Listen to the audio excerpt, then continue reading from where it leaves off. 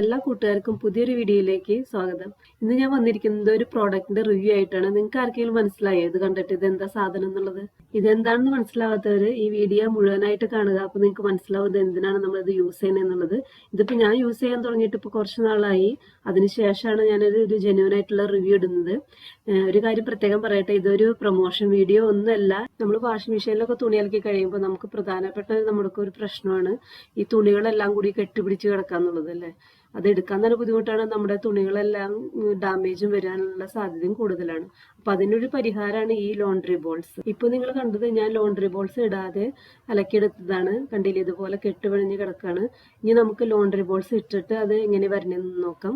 ഇതിപ്പോ കണ്ട laundry balls ഇട്ടതിന് ശേഷം നമുക്ക് ഈസി ആയിട്ട് അത് കെട്ടൊന്നും ഇല്ലാതെ തന്നെ നമുക്ക് തുണികൾ നന്നായിട്ട് എടുക്കാൻ പറ്റുന്നുണ്ട്.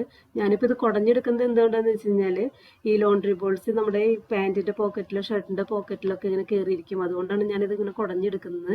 അപ്പോൾ ഇന്നത്തെ ഈ ചെറിയ വീഡിയോ നിങ്ങൾക്ക് ഹെൽപ്ഫുള്ളായെന്ന് തോന്നുകയാണെങ്കിൽ അത് മറ്റുള്ളവരിലേക്ക് ഷെയർ ചെയ്യുക, പിന്നെ കമൻറ്റ് ചെയ്യുക, ലൈക്ക് ചെയ്യുക. പിന്നെ ഈ പ്രോഡക്റ്റ് മേടിക്കാൻ ആഗ്രഹിക്കുന്നവർക്ക് ഞാൻ ഡിസ്ക്രിപ്ഷനിൽ ലിങ്ക് കൊടുക്കാം. ഇത് ആമസോണിലും ടിമുലും എല്ലാം അവൈലബിൾ ആണ്.